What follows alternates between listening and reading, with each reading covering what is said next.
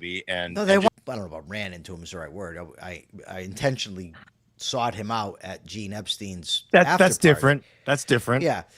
And so I said, I told him, I asked Gene to introduce me, and he did. And I asked him if he would come on the show, and he said, yeah, I'll come on the show.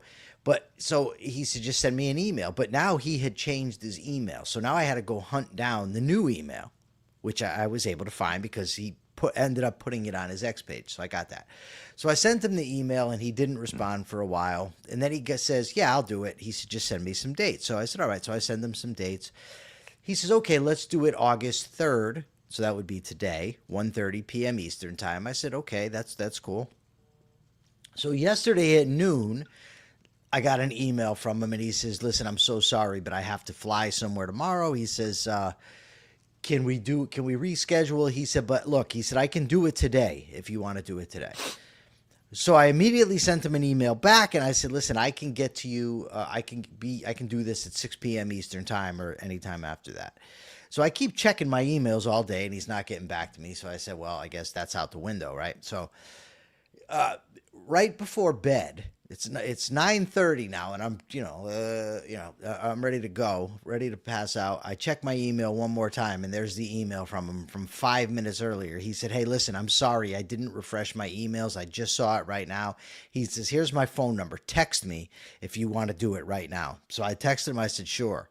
So now I'm all, cockeyed and everything else. No clothes on except for boxer shorts. So I'm looking, I grab a t-shirt, throw on the t-shirt, come upstairs. I said, hey, Subby, man, listen, this dude said he'll do it right now. Do you mind? Subby says, no, go ahead.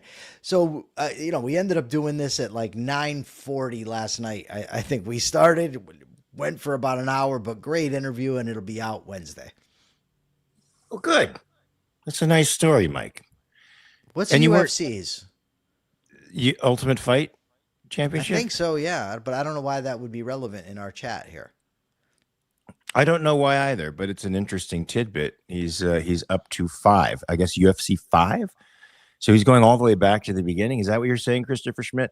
Because those fights are super boring, except when you see what's his name. There's a fight between two guys. One guy winds up a couple years later going to prison for about 7 years for kidnapping and raping some girl. But when he was fighting this guy, Michael, they didn't know anything about grappling. He gets taken down, and he's sort of trying to lock up the guy on top, and the guy on top is just punching him in the nuts over and over and over and over again. That's where the UFC started, man. It was like a no rules martial arts, various martial arts versus each other, and it evolved into something really nice. Thank God, yeah, Timu. That's right, Timu. That's the guy's. That was the guy's name. Anyway, I taught Oleg Taktarov. He was in my acting class, and he was like, he was the UFC champion in from UFC 6, the Russian Bear, Sambo champion, all around freaking monsterish looking guy. Anyway, Michael, Deja Vu on Iran. So guess what, guys? I had Iran fatigue for the last few months now, but you'd think after the last rant that Trump went on, Michael, where he said, these people aren't good people. They're psychopaths. You can't deal with these people at all. You'd think that was the last we'd hear of. We got a deal. We're going to cease fire, and we got a deal in the chamber. But it came up again, Michael. Apparently, he was going to bomb Iran like never before since World War II. And they apparently begged him to have a ceasefire. At least Saudi Arabia did, because they're afraid of being attacked by Iran in retaliation.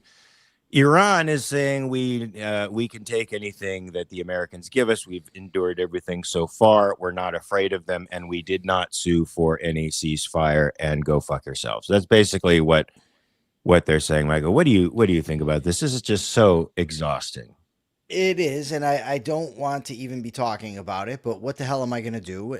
I go through the news, and I see that this is in the news. He was going to attack. He's not going to attack. The Saudis talked him out of it, the allies, and when the allies tell you something, you got to pay attention to your allies, and we're going to get peace again. And, of course, the Iranians right away come out and say he's lying.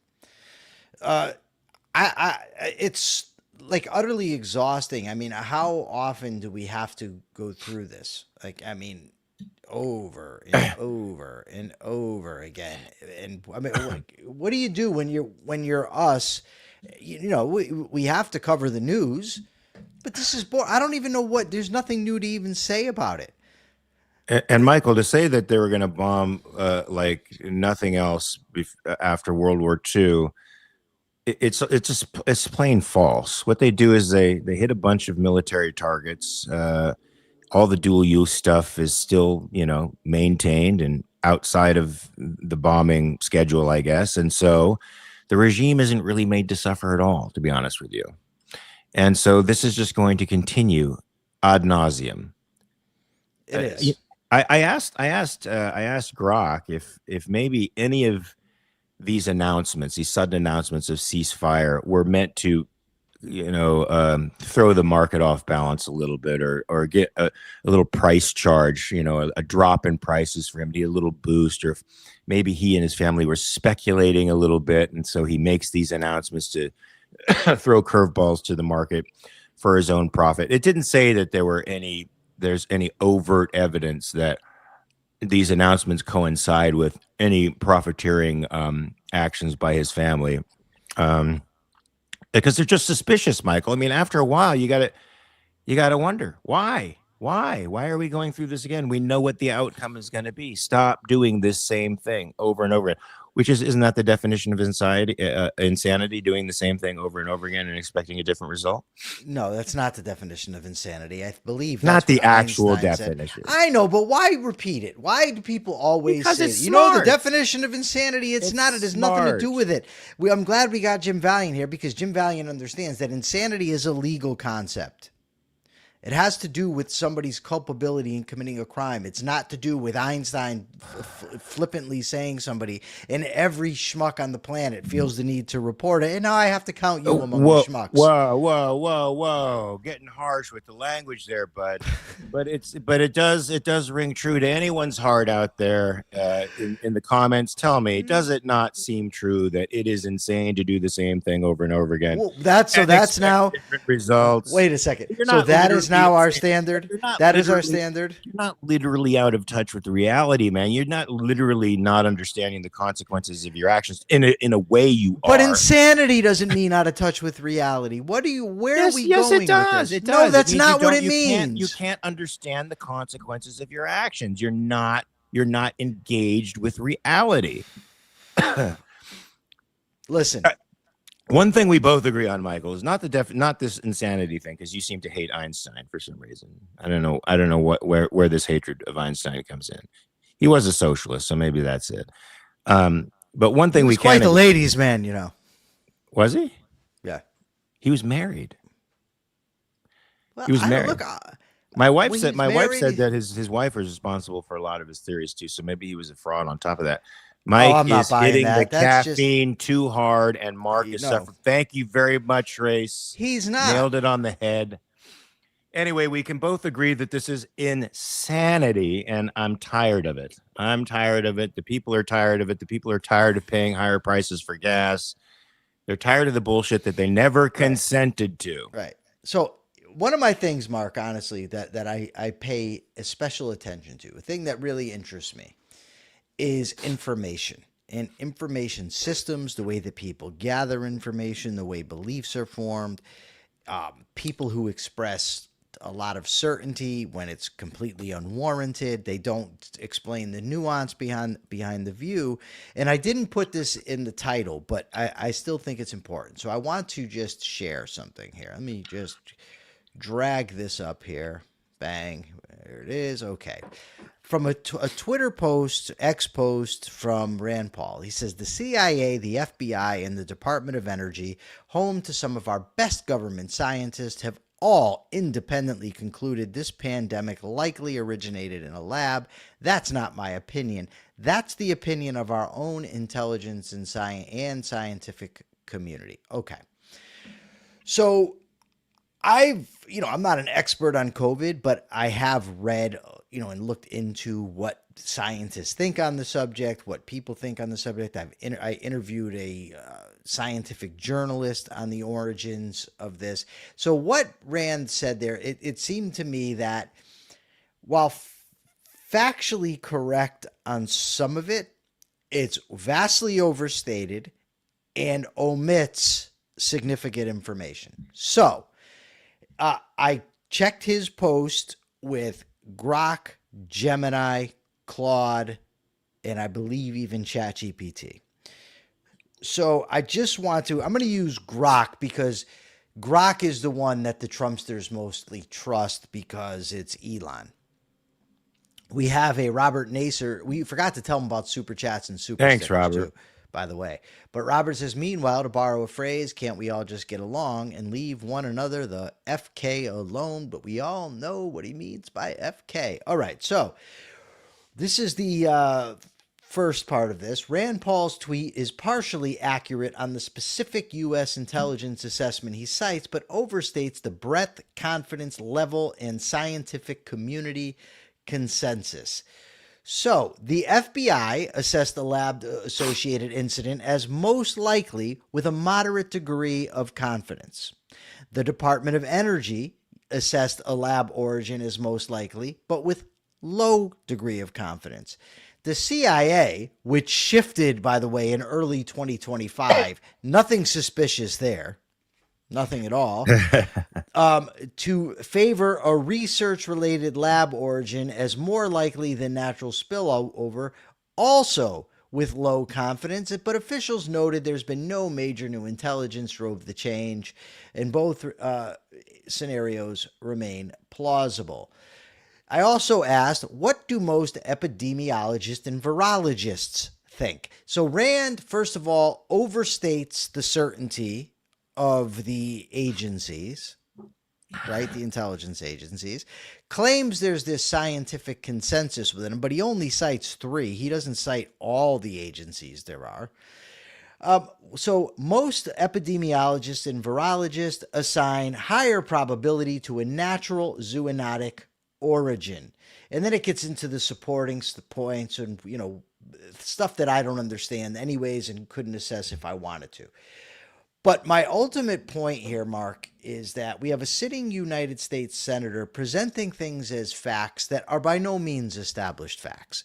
People pick that up, right? People pick it up and run wild with it. Right? Mm-hmm. Like you have people out there that just say with absolute certainty, this thing came from a lab, and they go even farther. But what ends up happening? So I said the other day that one of the reasons that I don't trust Fauci is because he lied when he admitted to lying about whether people should be wearing masks. So once I know he does that, now I'm skeptical of everything else he says. But if I'm going to hold him to that standard, I'm going to hold Rand Paul to that standard. So if Rand Paul is going to say there's a consensus in the scientific community, I think that's, let me just make sure what it is he said. That's the opinion of our own intelligence and scientific community. So it's not the opinion of the entire intelligence community, first of all. They believe it with low to moderate degrees of confidence, and it ignores the broader and scientific community. So why would I trust him? Why would I believe Rand Paul when it comes to other things? That's true. You lie once, man, you can't be trusted, really, ever again. So, Michael, I'm sure, just to push back a little bit on this, some people, like I like numbers, for example, would probably say, nothing can be trusted in these institutions. I mean, all of these scientists get grants from the government, no doubt. They're dependent on the government narrative, and there's no way they're going to contradict the government narrative because it means the ends of their careers and the ends of their ambition. So they're going to toe the government line as long as they possibly can because it's profitable to them. What do you say to that? Except they aren't, though. If the government is saying that it's likely a lab leak and the scientific consensus is saying it's not, then they aren't doing that. Some of the government. Okay, so I just want to, Ian Gilmore says, why am I insisting on just using that? So I posed the question to Gemini, is insanity a legal term, a psychological term, or both? The answer, and I've read this in countless countless books on psychology and law. How many? How many? Countless. Okay. Countless. Insanity is strictly a legal term, not a psychological or psychiatric diagnosis. It does not appear in the diagnostic and statistical manual of mental disorders. Instead, medical professionals use terms like psychosis, schizophrenia, or bipolar disorder. Legal term determines criminal responsibility, not a medical condition, assesses whether a defendant understood right from wrong at the exact time of a crime. It's decided by a judge or jury and governed by a specific legal test. So now I like numbers. Of course, it was a leak and was covered up for Harmony. Okay, except for scientists don't agree with you. Except the bulk of scientists don't agree with you. And the legal organizations that you're relying on say with a low degree of confidence it is. Now, I'm not even saying, right, that it was zoonotical origin. I don't know. And that is kind of my point, is that people speak with certainty. And that's one of the reasons that I wanted to interview, by the way, Michael Tracy about this Epstein thing, because so many people believe so many things about it. And I don't believe that a lot of them are justified in their beliefs. Similar with this. When people speak with absolute certainty about the origins of a virus, I shake my head. But I'm concerned not so much about this on its own, but with the broader epistemological implications. Michael, people like easy answers. They like things that tie up sloppy events nice and neatly in a nice little neat bow. Epstein does that for folks who are inclined to believe that we are ruled by lizard people and pedophiles. Pedophiles? Pedophiles, pedos. Yeah. Well, they call people like that pedos. It's the new trendy thing to do, I guess. Pedo is the new black. Pedo, yeah, it is. Unfortunately, for the right nationalist creepies out there. So they like things tied up in a neat bow, and just blaming everything on Epstein and a cabal of lefty perverts makes them feel good. And likewise, Michael, the government they see in life is completely incompetent to do anything but omniscient and omnipotent in every other way, and they can carry on massive worldwide conspiracies like this. Yeah, it's also with I like numbers, it's the tribalism. Like he's in he doesn't know it maybe, but he's in a tribe. He's joined the tribe, and his tribe can do no wrong, and that's how people do things. I'll never forget, as long as I live, Mark, watching Roger Clemens' testimony before Congress in relation to steroid use in baseball. And I don't know why, and I still don't know why this happened, but the Republicans all sided with Clemens, and the Democrats all were hostile to him. There's no ideological reason that would occur. None. Even on the McLaughlin group, John McLaughlin says, why'd that happen? Like it was so bizarre to baseball fans that would occur. But there's no reason. Why would all the baseball fans that were Republicans take one view and all that were Democrats take another? But it tells me the danger of thinking in terms of a tribe. And I remember when you join the Republicans or you join the Democrats, you have to fight against that inclination to go with your group or your tribe. Mm-hmm. Oh, I totally agree. Join a tribe, lose your brain in the process, folks. Please try to avoid that. Remember, we always say at the end of the show, check your premises. That's anti-tribal on its face. Did you want to respond to a comment? Because you look like you're looking at a comment. No, I like numbers says his tribe is observation. Yeah, sure it is. Okay. There's no reason for the emails in that article I linked to if they weren't changing their scientific analysis for international harmony. Yeah. Or maybe they changed their scientific analysis because new facts came in and they had to change it. I don't know. Yeah. Or maybe the scientists are scumbags, but that's not relevant to whether it was a lab leak.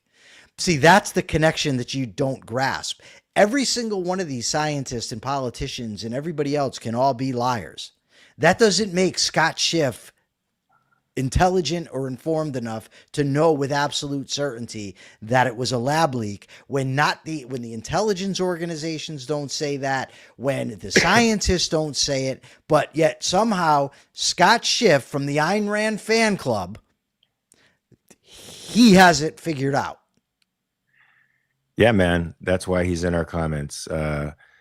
So Michael, Jeanine Pirro, who's the U.S. attorney for the District of Columbia, was so confident she had her man.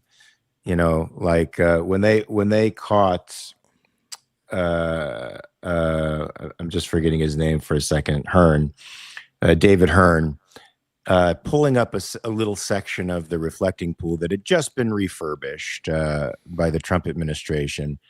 They were looking for a scapegoat, of course, because Trump had manufactured a bunch of lies about, vandalizing the reflecting pool. And of course, he put it on his favorite scapegoats, the left. Somebody was out there, cutting a 250-foot line right down the center of the reflecting pool, even though there was no evidence for it. Well, they catch this guy who's a 3-time Olympian, picking out a section of the reflecting pool, and they nabbed him and charged him with what amounts to felony vandalism. I mean, if there's over $1,000 worth of damage, it's a felony, and then it's like a year's worth of jail and a fine and all that shit. It's a pretty hard penalty to endure. And she was absolutely positive. She does a press conference where she's like, we've got him, and she goes on about how the evidence is irrefutable. When somebody questioned it from the audience, a reporter on his toes, she said, well, look, bring it up to the grand jury yourself if you've got the evidence, and we'll try it. But she was absolutely sure that this guy was guilty. And of course, not I don't so. think she was. I don't think she was. Well, she was sure. posturing. You think she was just kissing Trump's ass? Yeah. Just playing a part? Yeah. Well, that's very possible. She's certainly a MAGA hardliner for sure. If anybody who doesn't know her, she used to be on Fox News. She was a regular analyst on Fox News, usually on the 5. I think she was on that show, The 5. Oftentimes contributing really nothing intellectually stimulating, but certainly something that Fox considered valuable enough to have her on. And of course, Trump, gathering his Fox News loyalists around him. She was one of them, and she was wrong. So, Michael, what happened? Well, she wasn't wrong. She did what her boss wanted. I mean, she was wrong, but I believe it's just dishonesty. The information was out there, right? We covered it here. A lot of people covered it. That what likely caused this. Here's the thing, right? And people make the claim when you bring up Trump's lies and you bring up the danger that he represents, and people say things like, well, they're all narcissists and they're all liars. Fair enough, right? But in this specific case, and this is just one instance, this guy was ultimately arrested and faced jail time because of the insecurities of the president of the United States, who cannot admit when he's done something wrong and always needs somebody to blame. That is effing dangerous, Mark. That's dangerous. Scary. Super scary. Absolutely scary. That's what drove this. Make no mistake. The same thing that drove the fabrication of the 2020 election being stolen, that led to the riots at the Capitol, right? It's the same dynamic that led to this. You have an insecure man-child who sees himself, Michael, as a builder, right? As a realtor, a builder, and this is his field, right? This is his field of expertise, and to have it go so terribly wrong, it couldn't be that they drove thousands of pounds of vehicle over the new flooring just as it had hardened. It couldn't have been the stress from that. It couldn't have been that they poured peroxide into the water to kill the algae. And here's the thing, right? And this is like, how do you still defend this guy? How? And people are still out there saying it's vandalism. I can't believe the Justice Department is letting it go. This is Trumpian metaphysics, right? Trump has become your fucking reality. And that's it. And I don't care how much you want to tell me how bad the left is. The left is terrible, which I agree. This is just as bad. You've got the president of the United States having somebody arrested based on lies because he screwed up. It's unacceptable. I don't know what else what else to say about it, how else to point it out. And then Doug Burgum comes out and he's like, we have the evidence, and I don't know what the Justice Department or what they're talking about. Blah, blah. Bullshit, dude.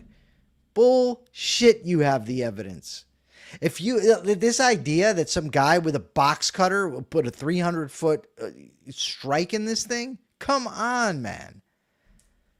No, it's completely fabricated, Michael, and that is scary. That based on a president's insecurities, a man can experience this type of scrutiny. I mean, this could have ruined his life. This could have ruined his life. And and he's demanding an apology from the administration. How long do you think he should wait for that? He's not going to get it. I mean, Trump is already saying that he disagrees with the Justice Department, and he posts this footage. I don't know what the hell the footage is. It's worse than Franco's footage of the aliens. They showed this footage before where he's this big in the frame, and you see him go into the pool for a second and reach in there. So what? Yeah, according to you, can't tell that anything that he claimed isn't true. Which he claimed he saw this piece floating and he picked it up, pulled it out of the thing. So what? It doesn't refute anything that Hearn said about that moment. No, so it doesn't. It's whatever. I'm exhausted with it. But again, to me, a lot of this comes down to information sources, information processes, belief construction. This and is cynicism, very important, Michael, and cynicism, because what you have in some of these MAGA folks is a complete and total distrust of any institution. That they think they are on they are the enemy's list of the other side. They are utterly convinced of that, and some of that may in fact be true, but they buy it, and so they can't anything that comes out of the other side, or even a revelation like this that nobody's going to prosecute this guy. It really doesn't stand up in a court. Is still going to be considered by them as part and parcel of the establishment trying to attack Trump. He's positioned himself as the anti-establishment guy who's fighting the swamp, even though he's a huge part of it now. A huge part of the debt too, Michael. Did I read that article from? Yeah, I must have read it from something you sent me, that he's responsible for a third of the debt. Yeah. He's a third of the debt that took us 250 years to get to. He's responsible for a third of it, guys. He's part of the swamp. Yeah, and if you look at the tariffs, these represent like the biggest tax increase in American history. Tariffs. So, but look, I mean, listen, so what, Mark, if he's buying, wants to buy shares in private companies for the government, wants to take, shares. Who cares if he's tariffing things? It doesn't matter. Who cares if he violates the Constitution to go to war? What's the big deal? I mean, listen, if he threatens free speech and wants to take licenses away, do you know how bad the left is? I mean, you have to take that into consideration. It's important that we have a lying narcissist who's willing to imprison some poor bastard for reaching into a pool because this president's insecure. We need to have that because we have to fight the left. It's imperative. Yeah. You can't fight the left with logic. You can't fight the left with facts. No. You have to fight it with an 80-year-old fat moron who's a narcissist. That's what we need to do. And with executive overreach and giving him almost all power, the power of a king, in fact, to imprison somebody for making him feel bad. Right. There you go, buddy. That sucks. I drank 2 beers the other day, by the way. First time I had a beer in almost 30 years. Wow. And? It was, it was my birthday party. I figured, why not? So I was going to have one, and then my friend said, hey, let's have another one. So I said, all right. I had 2 beers. I thought it was going to help me sleep, but it didn't. I had a horrible night's sleep that night. But the surprise party was interesting, right? Because I knew there was a party coming. I mean, like Subby's got he's putting like, they're setting the tables up, they're buying all kinds of stuff, and Subby puts out this little sign on the tables for me to see that says seating for Joe's party. Joe is his brother, right? And I'm like, yeah, all right, dude, it's Joe's party. But the funny thing is, so I'm here every day, all day, right? I live here, I work here, so I like to get out of here, right, when I can. Mike, you went to bed at 7 or 8 p.m. What are No, you, I 90? left the party at 7 or 8 p.m. I didn't go to bed. I watched Curb Your Enthusiasm and I had a very poor night's sleep. So anyway, but this is what ends up happening. I figured it out. I knew the party was coming, but for some reason I neglected to think that it might be occurring on Saturday, and I just wanted to get the hell out. It's a beautiful Saturday afternoon. So I finished the Rational Alternative weekend with Megan, and I said, okay, I'm leaving now. And so Subby says, you're leaving? Where are you going? I said, I'm out of here. So Subby says, well, Pete's coming by. And I don't really care if Pete comes by or not. Like, great, you guys have a ball. You know what I mean? I'm leaving. I want out. And so Diana says to me, well, let's go for a walk. I said, I don't want to go for a walk. You're fucking up their plans, dude. You're fucking. Yeah, I said, you're right. throwing... Right. So I said, we're leaving. I want to go. Let's just go. So Diana gets in the car and Diana says, oh, you know what though? She said, listen, she said, I just took a laxative. Right. She says, so she says, that's funny. So she says, but it takes 30 minutes to hit. I said, okay, well, that's good because by then we'll be at your mother's house. Let's just go to your mom's. She said, well, I want to walk first because walking helps move things around. Oh my Lord. I'm like, oh, what the fuck? I'm saying, oh, now we got to go for a walk. All right, fine. We'll go for a walk. And then I'm like, okay, let's go. And she's to your mom's. And she says, well, now, my stomach hurts. And now I'm getting pissed. And I'm thinking to myself, and I don't want to make a big argument, but I'm thinking like, what moron takes the laxative when knowing I want to go out, and I'm thinking now I'm stuck home all day and I'm pissed, right? I'm pissed. So now, she says, well, go to the bank. And I said, I want to get an energy drink here. She said, okay, yeah, that's a good idea. Go get the energy drink. So I get the energy drinks. And she tells me, you know what? I just want to go back to Subby's. But now I know Danny's going because Danny sent a text to us and said, I'll pick you guys up. We'll go out on the boat. And Subby says, okay. And I know Pete's coming. So I'm telling Diana, really? You just took a laxative? You want to be at the house with Danny and Pete? And you're bombing up the bathroom, right? Right? I said, that doesn't, and I'm agitated to no end. But then we get to the house and I see all my friends and family, and it was a great time. And I did have the 2 beers. It was nice. It was a fun time. It was good. I tease my friend Carlos all the time about being gay. He's not gay, but it's funny because what happens is I forget to tell people. So I introduced him to my boss, Tom, and I told Tom, yeah, he's gay. And like a year later, Carlos tells Tom, yeah, I'll stop by with my girlfriend. And Tom says, girlfriend, aren't you homosexual? And Carlos says, no. Why would you think that? And Tom says, well, that's what Mike told me.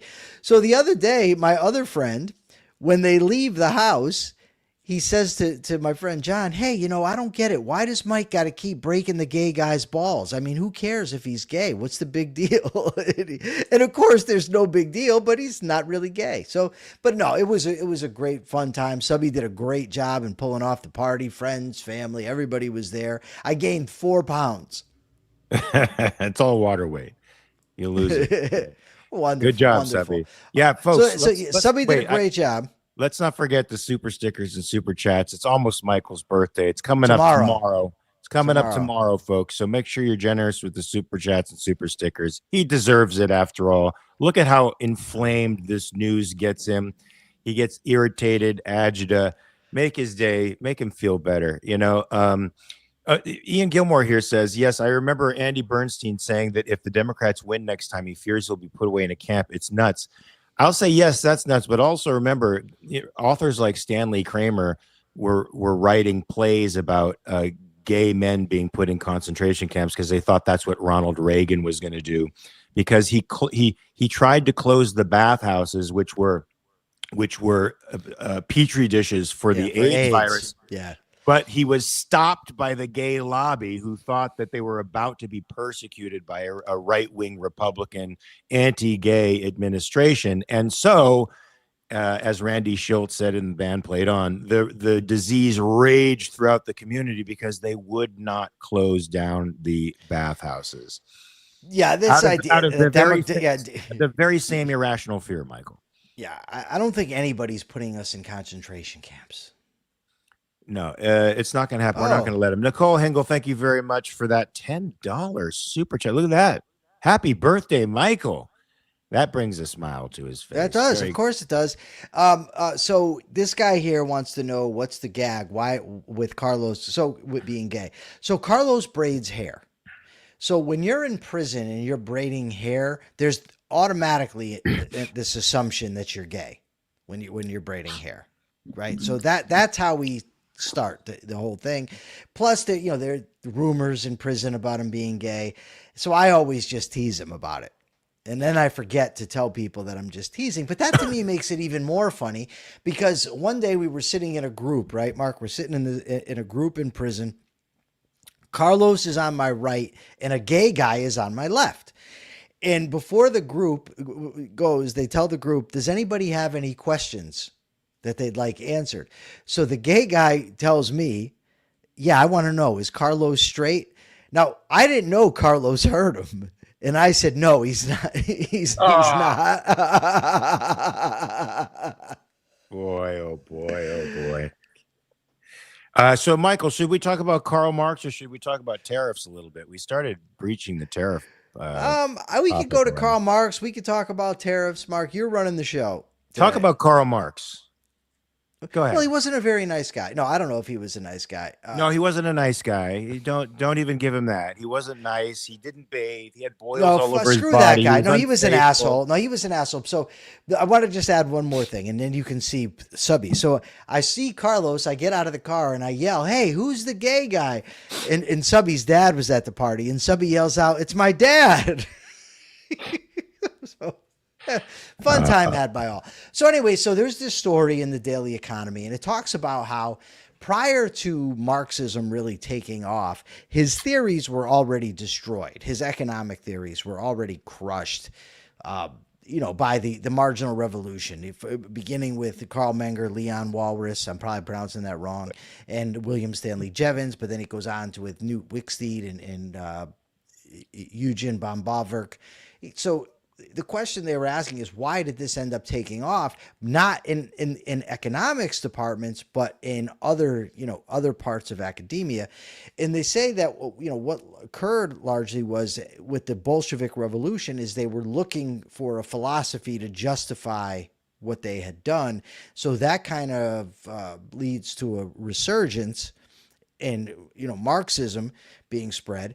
They also get into the long march through the institutions. And they say what happens is when everybody's competing for spots, when you're trying to get tenure or you're trying to get a professorship or whatever, the most extreme views win. So that led to a lot of them getting in to these departments, the humanities departments and whatnot.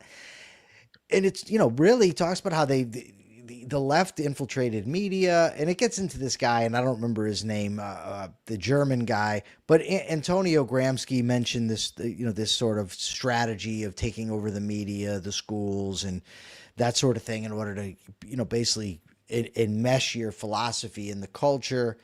And then there Gramsci was right. Gramsci was right. Then there was this German dude who coined the term "long march to the institutions." But the more, so that's what they said about why Marx sort of spread. Now, this article. This is a hypothesis. I haven't studied this in depth. I don't know if it's accurate. It was an interesting article. But they talked about the Democratic Socialists of America and what they're doing and what's going on. And evidently, I think they said, Mark, tell me if I'm wrong, but I think it was 2019. They previously prohibited Leninists from joining their party. Yeah. But then they rescinded that. They took that out of their constitution, under the idea that you grow the party first. We'll sort out the politics of it, not the politics, the ideological stuff later. And they're basically, taking over the Democratic Party. The Democrats, some of them don't want them. So that's where they're at. Very scary, dangerous stuff. Now, here's the back to, the I like numbers of the world. Is the way to fight that with a wrecking ball like Trump, who's going to be implementing just as much bad stuff? Or is it, the way to go to fight that to follow the J.D. Vances and Patrick Deneen's of the world who say capitalism doesn't work? Right? Yeah, no, you cede the moral high ground to the other side by saying that. That's exactly what J.D. Vance did in that interview, by the way. He's like, well, we need to make these concessions for workers. We need to, he actually gave the moral high ground to the Democratic Socialists, thinking, I'm assuming, Michael, you can correct me if you think my assumption is wrong, that he was stealing the moral argument from them, when in fact he's just conceding it. Is Trump stealing the moral argument? No, JD Vance was trying to do it by saying we have to make these concessions to workers. It basically coming down on the side of unions, labor cartels, all of the stuff that makes the cost of living for normal human beings really, really crazy. It's hard to know because you don't even know when they're being honest, when they're lying. You know what I mean? It's a very, I don't know, I guess is my answer, Mark. I want to find this guy's name. Well, it's not Max Weber. I feel like the Democrats are finding their moral their grounding, right? The most consistent expression of their politics is this socialistic ideology. When I listen to the establishment Democrats saying, well, this is just crazy. All I want is socialized medicine, socialized housing, and they go down the list of things that they think are rights for people, where the labor of others and the time of others is theirs by entitlement. How can you not expect it to go this way? You can't get a morally compromised guy to fight, to fight them. Okay, so I do want to talk about something here. So Rudi Dutschke is the German student leader who coined the term Long March Through the Institutions. So Jim says Lenin was a Marxist before the revolution. That's not really the point of the article. It says it here. I got to find it now so that we get it good. Okay, this does not mean that Marx had no standing before the revolution. Economics journals are the notable exception, as the data show. And Magnus, Mark, you got to shut the thing here. Boom. Okay.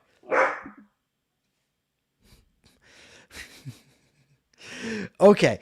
So Marx did have standing before the revolution, just not in economics, and that's kind of the point. That it gained traction kind of after the revolution. But it doesn't mean there was no Marxists before the revolution. All right. Now we can hear Ziggy bark because I don't care because I'm not talking anymore. Go, Mark. Yeah, apparently it was a revolution in search of a philosophical justification for itself. And that's what gave it its resurgence. But it was disproven in economics a long before. Right. But leave it to the sociologists, Michael, to the liberal arts programs to revive Marx and bring him back into the world. Now, what about these cameras, the license plate cameras? What do you think about that? Yeah, these flock cameras that have been used hundreds of thousands, if not millions of times by police, just as they have to give a reason why they're using the flock cameras in order to search the database for licenses, and oftentimes, Michael, the reason is criminal activity. They don't even give a specific reason, as they would have to do if it were an actual warrant in order to get this information on people. Now, some cops have been using it to track their exes or to do bad things, to you know. So this is clearly a technology that's being abused by all the wrong people, the people who we empower to enforce the law against us. And this is a bad thing, Michael. I'm not sure what we're going to do about it. What do you think we should do about this thing? I think that we should not have these things. I don't like them. I don't like the idea of cameras and speed checkers. I just don't. They put these speed cameras, I guess, in the town I grew up in Wethersfield, Connecticut. And the people online were talking about it, and they're like, I like the idea. It gets people to slow down. Okay, that's wonderful. It gets people to slow down. I understand it. You cannot create the perfect safe world for yourselves. And you're looking at it as you're stopping speeding, but you're not looking at the dangers that you're creating when you put these kind of things out there that are tracking you or taking photos of you. Like it said, these things are countless times being abused and used for purposes that they shouldn't be used for. I just don't like it. I gotta tell you, I don't even like the idea of the cops. You know, when you're on the highway and they've got the cop car kind of pulled back so they can catch you speeding. I always hate thought, that. yeah, if you want to really stop people from speeding, put the cop in plain sight. But because what you want to do is catch people speeding so that you can get the money from them and put it in your coffers, right? It's not really about stopping the speeding, because if you wanted to do that, you would just put the cop in plain sight. Yeah, and often they'll do that, Michael, right around a place where the speed limit changes from, say, 65 to 45. And there might be a sign, but it might be concealed behind a shrub where you can't really see it that well. But there's only one. It's not like multiple signs. And if you're not familiar with the area, they're going to catch you. It's called a speed trap. It happened to me in Florida.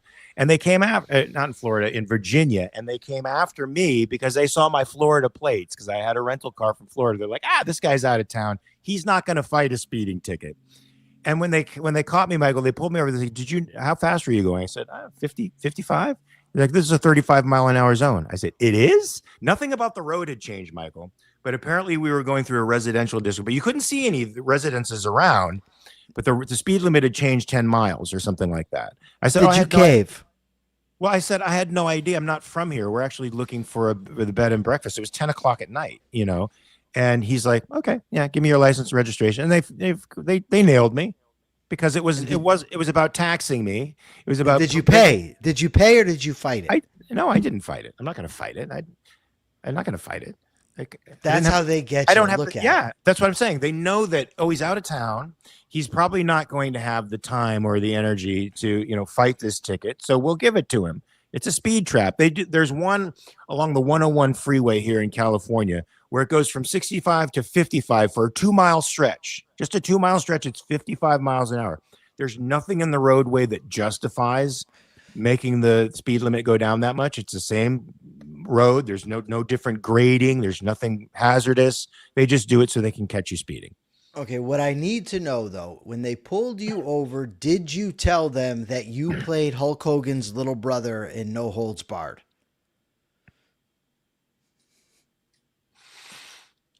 Michael, when you sent me that clip the other day, I have to say it was shameful. It was shameful. I was mortified. I was absolutely mortified. I don't even think that's me, actually. I think that's a doppelganger. That's not me in that movie. I'll bet you had no problem cashing the checks, though, from that doppelganger. No. Rip. Look at this guy. He's insane. Well, he's going now, what crazy. kind of dog is he? He's a dapple-dachshund. All right. He's otherwise, or he's an alien creature from some strange planet. He's biting you right now. He always bites me. He loves biting his dad, and he bites pretty hard too. No, it's no shit. He bites his mom super gentle. It's like he never really bites down on her, but me, he cranks. He cranks it. Because I'm not a pussy, huh, buddy? Anyway, go ahead. Not except for you caved and paid the ticket instead of fighting. Of course I did. I don't have time to fucking deal with that shit. And Michael, you know what? Tell me this, because you have more experience with law enforcement than I do. But Is that a whenever, dig? Is that a yeah, it dig? was, it was. Whenever I've been sort of a dick, I always get away with it. Whenever I'm nice and try to be accommodating, they give me a ticket. Why is that? I don't know. I haven't dealt with cops in so long. I haven't been pulled over. I haven't had any interaction, so I don't really know why that would be the case. But so my buddy, my boss, my friend is a retired police officer. So he comes to my party the other day, and we're all out there. When he pulls up, I said, "Okay, everybody, the fuzz is here. Watch out! Everybody ran. Cops have come." Okay, so real quickly, we got a couple minutes. Why don't you tell them about the tariffs? Yeah. So, guys, the tariffs that, well, you all know this. You've had to live with Trump as long as I have. So you know that from day one, he started this tariff scenario off with Liberation Day, because according to a mercantilist, if you equalize trade, or you keep trade going one way, then you're prosperous. If you have trade deficits, you're not prosperous. He had this idea that he thought tariffs would somehow bring industry back to America, as if we needed that. We've been a service economy for over 75 years, but whatever. For him, industry, hard industry, and factories somehow mean that we're prosperous, and being a service economy somehow means we're not. He slapped these crazy tariffs on various countries. Some of them are trade allies, actually breaking contracts and and deals that he'd already made with these countries. So they weren't punitive really against countries that we had a quote unquote deficit with. They were against pretty much everyone. And of course, he got shot down in that. And then they used various backdoor ways of slapping more tariffs on. And this latest one came from other tariffs under the Emergency Act expiring. And they're essentially 10 to 12% tariffs to investigate countries for forced labor. And they're most of them are our allies. Very, very few of them are actually bad actors. And this imposes costs on us, folks. Now, we've been saying this for a long time, and somehow the Trump administration pretends this isn't so. But it levels a cost of about $1,000 for each and every human being out there in the United States. Now, I don't know about.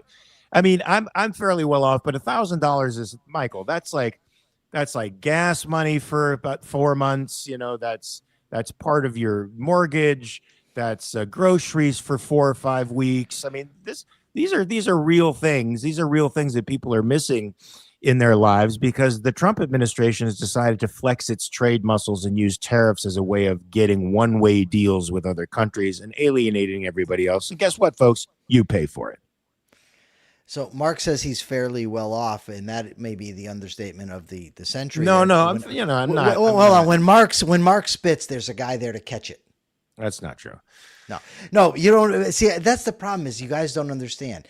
This is from Don Rickles. Don Rickles was on the Johnny Carson show, and Johnny Carson says, "I'm comfortable," and Don Rickles says, "You're comfortable, comfortable," and he says that when Johnny spits, there's a guy there to catch it. Well, that's true. Yeah, that's a great line. I love watching those things on YouTube. Those little snippets of Don Rickles.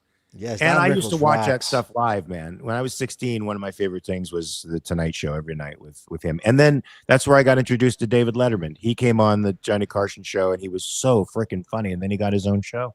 Hey, watch it. Okay, so Republicans still have a romance for factories and hard labor. It's a wonder that they aren't fans of the grapes of wrath. True, right? There's hard labor there, Michael. It's probably more productive. Okay. So your question the other day was banning political parties who advocate the use of force, the initiation of force. Akira Felix says it's currently impossible. The only political party allowed would be the American Capitalist Party. The Libertarian Party might get banned. Ian Gilmore says if you want to ban a political party for advocating force, it would have to rise to the level of true threat and be at the level of explicit party policy, not just words of one party member. Seems like impossible bar to overcome. Greg Doherty says no, but you can eliminate cartel rules that favor the parties.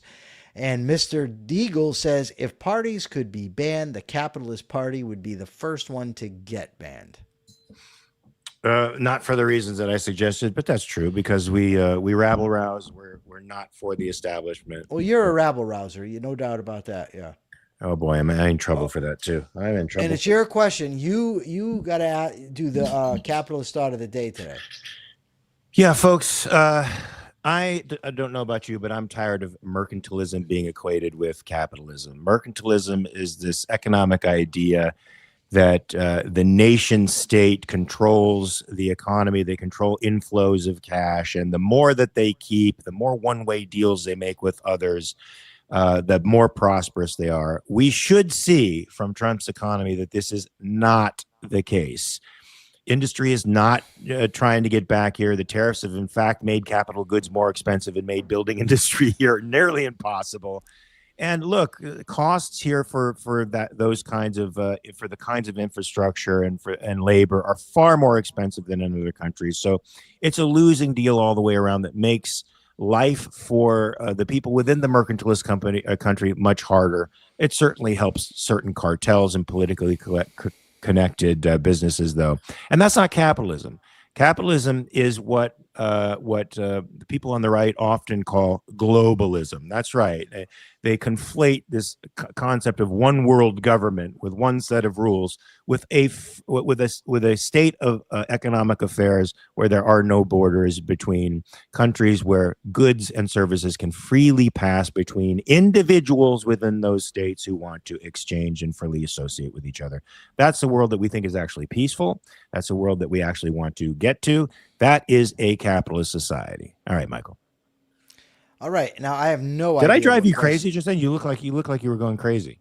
No. I'm a little tired, and I'm thinking I'm like trying to wake up. So I'm like, but I'm also trying to think of what question to ask because I really have no idea. I'll ask a question. You sure? Sure. Okay, go ahead. Do you think if you like horror movies, do you think that suggests something a little bit twisted and weird in your psychology?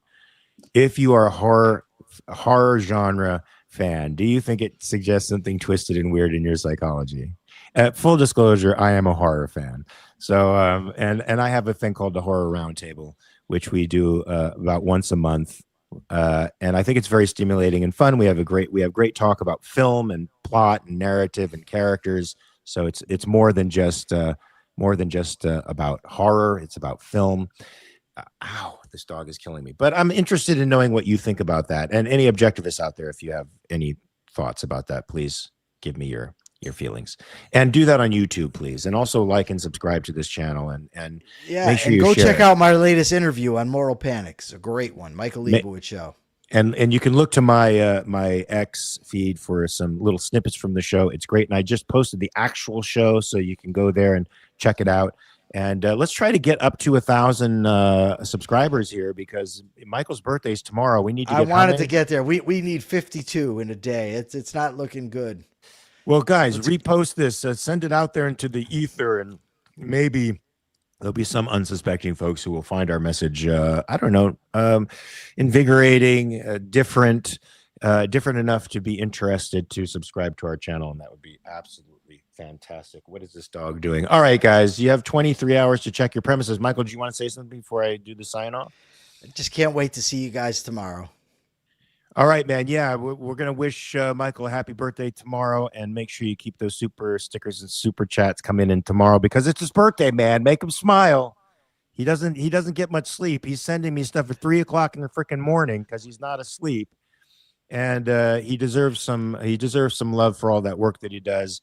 And you guys have to check your premises and look at what the dog did. He turned out my light. Check your premises by tomorrow, folks. It's what all smart people do. Peace.